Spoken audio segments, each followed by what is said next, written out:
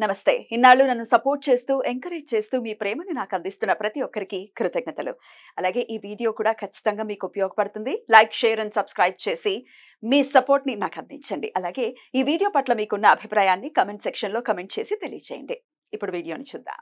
నమస్తే, welcome to our channel. నేను పద్మిని. ప్రస్తుతంతో పాటు ప్రముఖ ఆధ్యాత్మికవేత్త, జ్యోతిష పండితులు, హస్త సాముద్రిక నిపుణులు వైవిఎస్ఎస్ గిరిరావు గారు మనతో పాటు ఉన్నారు. మాట్లాడదాం. సార్ నమస్కారం అండి. నమస్తే అమ్మా.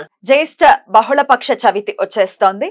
ప్రతి బహుళపక్ష చవితులు కూడా సంకష్టహర చతుర్థిగా చేసుకోవటము, వినాయకుడు అనుగ్రహాన్ని పొందటం మన వాళ్ళందరికీ పరిపాటి తెలుసు చాలా మంది. కాకపోతే ప్రతి సంకష్టహర చతుర్థికి కూడా ఒక్కొక్క విశిష్టత ఉండటం, దానికి ఒక నామం ఉండటం, ఎట్లాంటి సమస్యల నుంచి బయటపడటానికి ఈ సంకష్టహర చతుర్థి వినియోగించుకోవాలో అని రాసి ఉండటం, ఇదంతా కూడా చాలా చాలా అద్భుతంగా అనిపిస్తుంది. అయితే ఇన్ని నెలలను చేసుకునే వాళ్ళు ఉంటారు. సో ఈసారి వచ్చేటటువంటి సంకష్టహర చతుర్థి అత్యంత అద్భుతంగా మంగళవారం, భౌమ చతుర్థి అని కూడా పిలుస్తారు. మంగళవారం చవితి తేదీతో కలిసి వస్తోంది. కృష్ణ పింగళ సంకష్టహర చతుర్థిగా పిలువబడేటటువంటి ఈ చవితిని మరి వినాయకుడి అనుగ్రహం కోసం, అలాగే ఎలాంటి సమస్యల్ని అధిగమించడం కోసం ఆచరించవచ్చు ఒక్కసారి మీ ద్వారా అండి. చాలా సంతోషం అమ్మా. చక్కగా మనం మీరు ఏ పూజ చేసినా, ఏ వ్రతం చేసినా మొట్టమొదట చేసేది గణపతి ఆరాధన చేస్తారు. ఎందుకంటే గణపతి అనుగ్రహం ఉంటే మీకు తర్వాత జరిగే కార్యక్రమాన్ని అంతా కూడా ఆయన ఏ విఘ్నాన్ని నిర్విఘ్నంగా వెళ్తుందన్న ఉద్దేశంతో చేస్తారు. అంటే ప్రథమ తాంబూలం ఆయనకి ఇస్తున్నాం కనుక అటువంటివే మనం భగవత్ సందేశం ఈరోజు చెప్పుకోవడం చాలా సంతోషం. ఇందులో చాలా రేపు వచ్చేటటువంటి జ్యేష్ఠ మాసం ఉందో జనరల్గా మనకి అంటే ధార్మికతలో కూడా రెండు పక్షాలు ఉన్నాయి, ఇది శైవం అని వైష్ణవం అని. ఇందులో ప్రధానంగా అదృష్టక ఇదేంటంటే ఆ రోజు శ్రవణ నక్షత్రం వస్తుంది కాబట్టి, విష్ణుమూర్తి నక్షత్రం కాబట్టి వైష్ణవ ఆరాధన చేసేవాళ్ళు ఆ రోజంతా ఉపవాసం ఉండి విష్ణు సహస్రనామం చేసి విష్ణు ఆరాధన చేస్తారు. ఈ సంకష్ట గణపతి పూజ చేసేవాళ్ళు అంటే ఇది ప్రతి మాసం వస్తుంది, ప్రతి బహుళ చతుర్దశి కూడా మనకి అదే ఈ చవితి. ఈ బహుళ చవితి ఏదైతే మనం సంకష్టాది చేస్తామో అది ప్రతి మాసం కూడా అంటే పగలంతా ఉపవాసం ఉండి సాయంత్రం హోమం చేసుకుంటారు గణపతి ఆరాధన చేసి. ఇంకోటి ఏంటంటే గణపతికి హస్త నక్షత్రం ఏమో ఆయన నక్షత్రం, నక్షత్రం రోజు స్పెషల్ గా చేస్తారు. అట్లాగే మంగళవారం వస్తే అంగారక చతుర్థి అంటారు, అంగారక చతుర్థి అని అది స్పెషల్ గా చేస్తారు ప్రతి చోట. దాంతో పాటు ఇదేంటి కృష్ణ పింగళని ప్రత్యేకంగా వస్తుంది. అంటే మీకు ఇన్ని విశిష్టాలు ఒక్కరోజు కుదరటం అనేది జనరల్ గా మన అదృష్టం అంతే. స్వామివారు మన మీద అనుగ్రహిస్తున్నారు. అందుకని ఏంటంటే మనకి మూల విరాట్ ఉన్న గుళ్ళల్లో మూల విరాట్కి చేస్తారు. ఒకవేళ మూల విరాట్ దగ్గర చేయించుకొని ఇంట్లో చేయాలంటే మనకి పార్థివలింగం అని ఉంటుంది. పార్థివం ఏంటంటే మనకి మట్టితో గణపతిని పూజ చేసి మనం వినాయక చవితి చేస్తాం కదా, చక్కగా పార్థివంతో చేసుకుని దానికి చక్కగా మనకి ఈ గణపతి శక్తి గణపతి ఇది చక్కగా ముగ్గు వేసుకుని మనం శుభ్రంగా దాని మీద చక్కగా స్తండిలం అని చేసుకుంటారు. బియ్యం వేసేసి ఒక అంగుళం విత్తనం దాని మీద పెట్టేసేసుకుని ఈయనకి మిగతా వాళ్ళని ఒక్కొక్క పువ్వు ఉంటుంది. మీకు మంగళవారం రావటం వల్లేమో ఎర్రని తామర పుష్పాలు కానీ, లేకపోతే ఎర్రని మనకి మందార పుష్పాలు కానీ, ఎర్రని గులాబీ పుష్పాలు కానీ, ఎర్రని పుష్పాలతో చేయటం మంగళవార ప్రదం. ఈయనకి ఇష్టమైంది ఏంటంటే 365 రోజులు దుర్వాయుగ్మం అంటారు. దుర్వాయుగ్మం సమర్పయామి అని చెప్పి ప్రత్యేకంగా చెబుతున్నారు. గరిక అంటారు కదా, ఈ గరిక ఏంటంటే చాలా ప్రశస్తం. చక్కగా ఆసనం సమర్పయానికి చక్కగా గరికేసి దాని మీద కూర్చోబెడితే చాలా కంఫర్టబుల్ గా ఉంది. విష్ణుమూర్తి కనుక ఆయన పేరు శేషఫలపం మీద ఎలా ఆనందంగా ఉంటాడో ఈయనకి అది బాగా ఇష్టమైంది. అదేంటే ఇందులో ప్రధానంగా చూసుకోవాల్సింది ఏంటంటే ఈసారి గరిక, ఆయనకి ఇష్టమైన గరిక వాడాలి. తర్వాత అంగారకం వస్తుంది కాబట్టి మీకు ఎర్రని పుష్పాలతో కానీ, ఎర్రని వస్త్రం కింద వేయటం కానీ గరిక మీద అవి వేసుకుని చెయ్యాలి.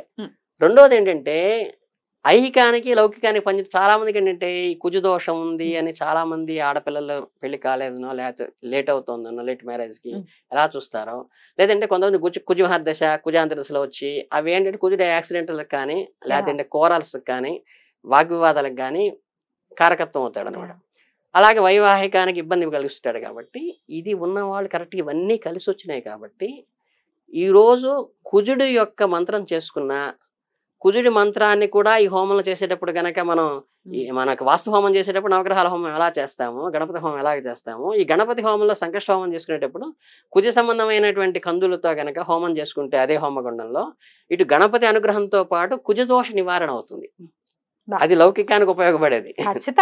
ఇప్పుడు ఇది పారమార్థికం ఎలా ఉపయోగపడుతుందో చాలా మంది కుజదోషం ఏంటండి అంటే అవి రెట్టిఫబులే. కుజదోషం ఏంటంటే మెజారిటీ చాలా మందికి చాలా మంది ఎన్ని బోల్డ్ స్థానాల్లో ఉంటుంది ఉన్నాయి కదా అని ప్రతి చోట అలా కనిపిస్తుంది. కానీ ఏంటంటే దాని సింపుల్ రెమెడీ ఏంటంటే ఊరికి అదేదో భూతంలాగా చూసి అమ్మో కుజదోషం అబ్బాయి కుజదోషం అమ్మాయి అనుకోవడం కాకుండా మనం చెయ్యాల్సింది ఇది చేయించారని మీ అమ్మాయి చేత మీ అబ్బాయి చేత ఇది చేయించుకోండి మా వాడు కూడా చేయిస్తాము అని వాళ్ళకి రెమెడీ చూపించాలి తప్పితే మన ఊరికే భయపెట్టి వాళ్ళని కించపర అది చాలా తప్పమ్మా. ఇంపాక్ట్ చూపిస్తుందండి వాళ్ళ లైఫ్ లో ఈ కుజదోషం అనేది.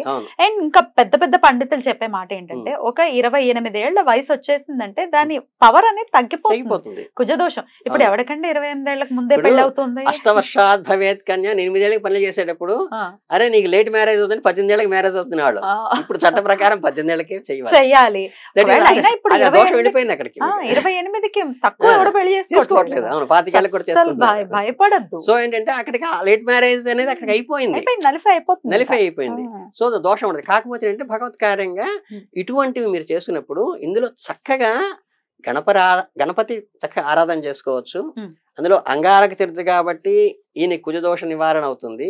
వైష్ణవ సాంప్రదాయంలో ఉన్నవాడు శుభ్రంగా ఏంటంటే ఇది కూడా చేసుకుని సంకష్ట చేసుకుంటూ ప్లస్ దానితో పాటు దుర్వాయుగ్మాలతో పూజ చేసుకుంటూ ఎర్రపూలతో పూజ చేసుకుంటూ చక్కగా మరి కందులతో హోమం చేస్తూ సాయంత్రం హోమం చేసేటప్పుడు ప్లస్ విష్ణు సహస్రనామం సాయంత్రం సమయంలో బాగా పర్ఫెక్ట్ గా పనిచేస్తుందని చెప్తారు. మనకి ఉదయం సాయం దాకా ఉపవాసం ఉండి విష్ణు సహస్రనామంతో గణపతి దగ్గర చేస్తే మనకి విష్ణు అవతారం కూడా లక్ష్మీ గణపతి అంటారు.